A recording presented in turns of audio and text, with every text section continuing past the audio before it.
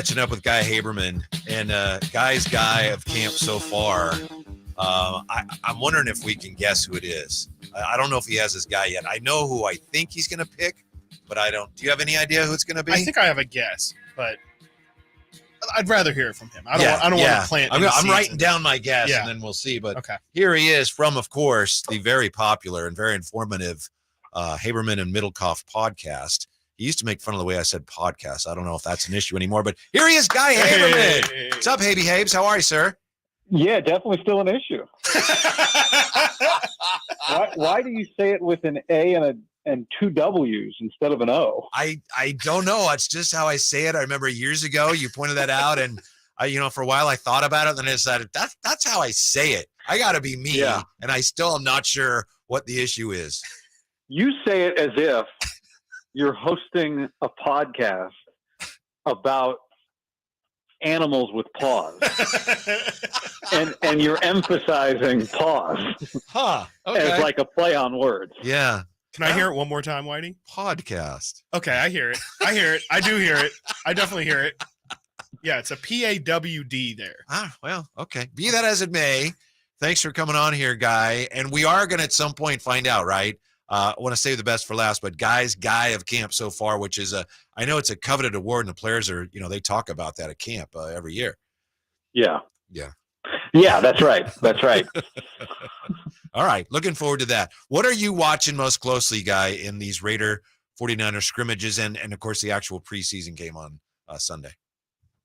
Yeah, I mean, I think offensive line play, which, as you know, Whitey, I'm particular to the big heavies. Connoisseur, yes, connoisseur. Yeah, it's really mine.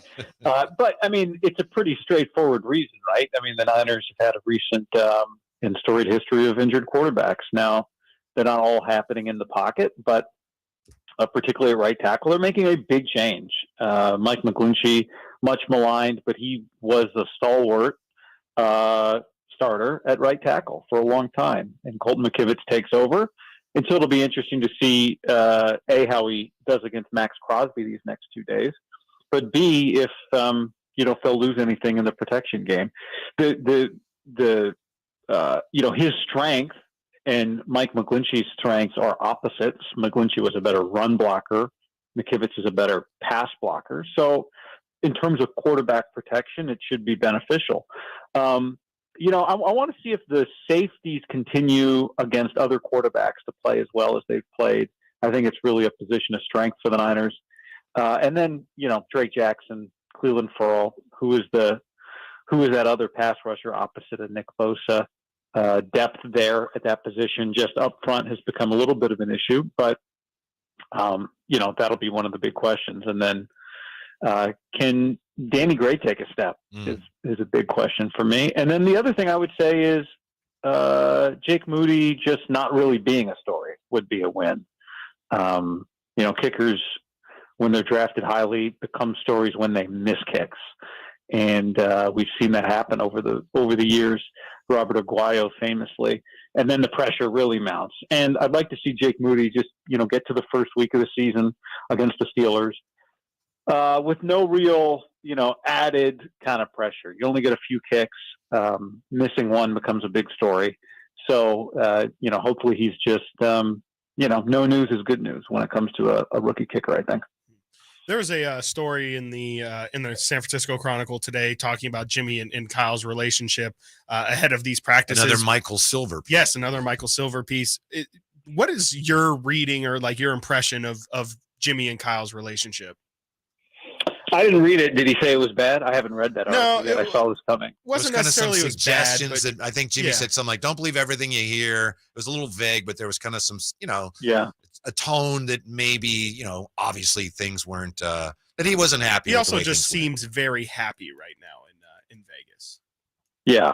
I thought listening to the Play Callers podcast was interesting, and it was something that a lot of people around the league listened to. For people that didn't hear it, it was a 5 or 6 part series done by The Athletic, and it was about the Shanahan tree and McVay and LaFleur and Mike McDaniel.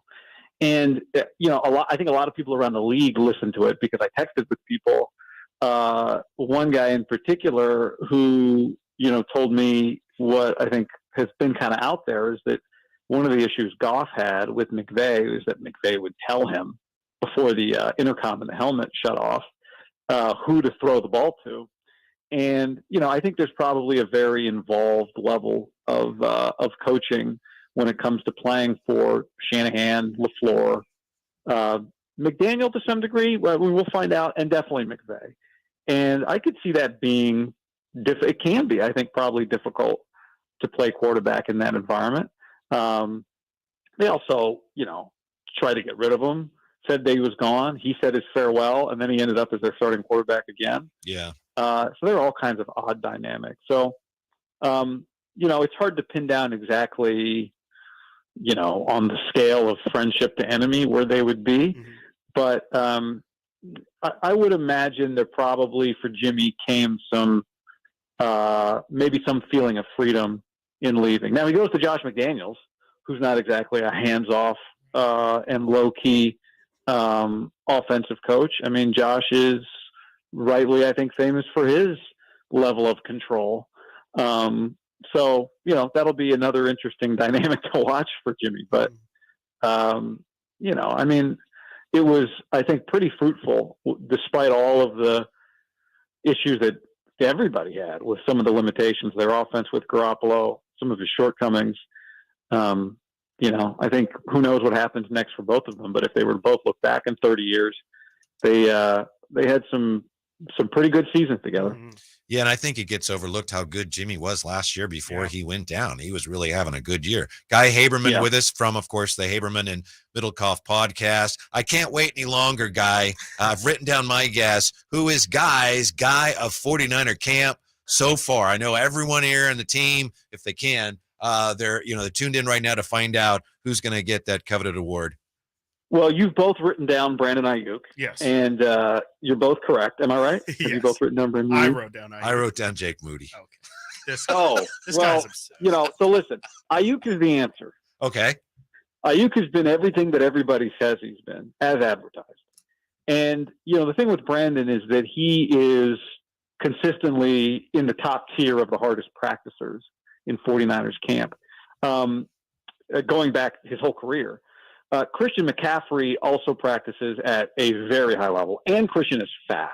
So McCaffrey jumps off a practice field more than any other player on the team. But Ayuk is always involved. If they are running through kind of a route tree drill, route, where like 4 or 5 guys are each, there's no defense. If the ball doesn't go to Ayuk, as he jogs back to the huddle or to the line, Ayuk will play catch with one of the ball boys. So he will catch 4 or 5 balls on his jog back. Wow. In a rep in which he didn't catch a single pass. And he doesn't drop anything. And all the spectacular catches he makes in games, he makes in practice, which is notable because not everybody tries to catch everything, uses maximum effort in a practice in the same way they would in a game. And Brandon Ayuk does that. So, he's the obvious answer. He's what everybody has said, but everybody has said it because it is so obvious how good he's been. That said, I did come prepared with a backup because I didn't want to say the most obvious thing. And that backup, I had a few backups actually. Moody was one of them because he hit multiple 60-yard field goals. I will say, with a straight tailwind, the way the practice field is set up, you can only kick one direction.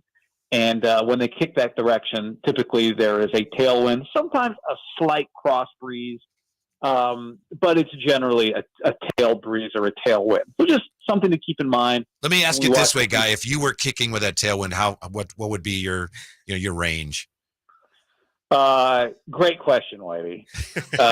What is my range is probably the first question. And then we add a yard to that and whatever that is.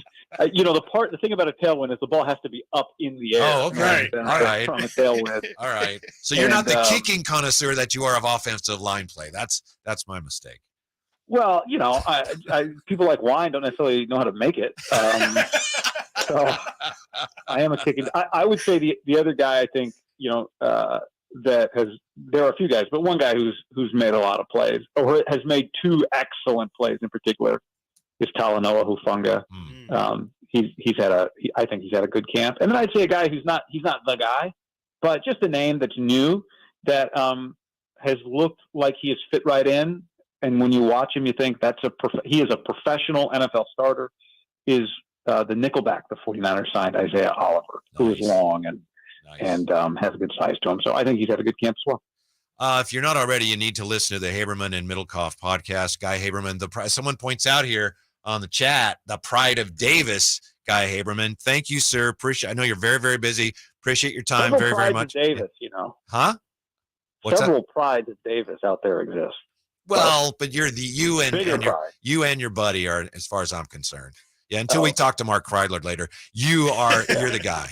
Or Hassan Minaj. Yeah. Oh, very good point. Yeah. Good point. Thank you, Guy. Really appreciate it. All right, guys, talk to you soon. Yeah, the one and only Guy Haberman. Incredible. On Sactown Sports. I knew it was going to be Ayuk. Yeah, I had Ayuk written like 3 different times. I had it circled. It's it's all you hear. Like I was going to ask him, but he pretty much answered it in his explanation of why it is Ayuk. But it just feels like every single offseason or every training camp we hear Brandon Ayuk just absolutely ridiculous, just lighting up camp. Looks like the best player on the football field.